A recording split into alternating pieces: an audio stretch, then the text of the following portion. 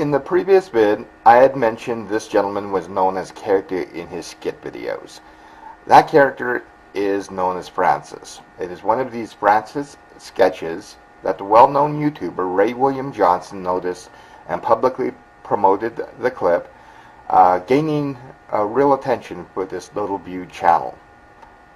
Francis's real name is Stephen Williams. His channel does contain, such things as social commentary, gaming reviews and concerns, and skits, as I previously mentioned. His channel, named Boogie2988, currently has over 1,600,000 subscribers.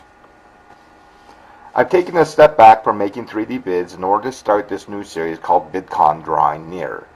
It is the goal of these clips to give both myself and my viewers information concerning guests which will be at Vidcon 2014 in Anaheim.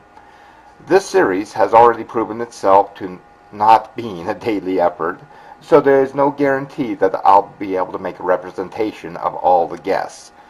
The way I look at it, though, is that in an expo hall with 18,000 people, it may be easier to notice and perhaps interview briefly each one that I recognize, because I do spend a little bit of time drawing them. It was revealed this week that Disney purchased the Maker Studios and network for $1.5 billion, and almost another $500 million if they're able to keep their stats. I guess it could be considered a fortunate thing that I'm doing this series and then I'm going to this year's convention, because who knows what next year will hold. This next YouTuber has had her channel on for less than a year. Due to an interest in human sexuality in high school, like the other 90% of her class, she attained a bachelor's degree in psychology, master's in health and human performance, and a doctorate in human sexuality from the University of Montana. Missoula. Wow, less than 2 hours away. Hank Green had proposed an idea for a video series from her in 2010, but it didn't come to fruition until last year when she contacted him for suggestions for a larger audience. And her YouTube channel was born last June. Having a channel dedicated to the psychology of sex could be considered a risky thing, but she does handle situations and topics level-headed. If something is controversial due to religious argument, she doesn't belittle it in the name of science. She doesn't judge those who want something that might be considered taboo or illegal, as long as it doesn't turn into a non-consenting or criminal action. This gal, she did release a new video at the time that I was trying to put this video together, and it's pretty interesting because it talks about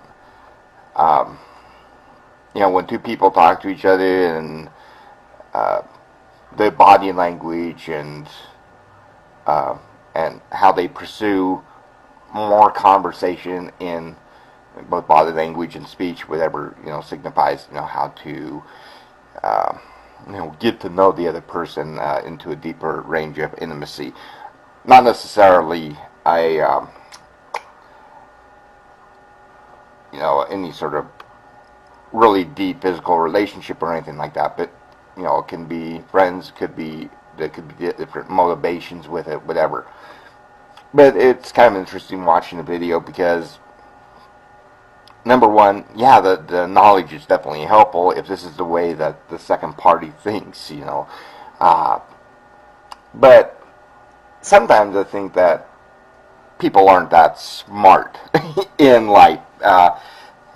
They don't know if these are the rules. Not all people know the rules, and I don't know how helpful that is. I mean, it's fascinating what she talks about, but not all people know the rules, and so should a person be punished because they don't know the rules of flirting? It's just, that's what kind of always gets me when I watch these. But again, it's so fascinating because the great amount of knowledge, and it's actually kind of funny. It's like, that's interesting.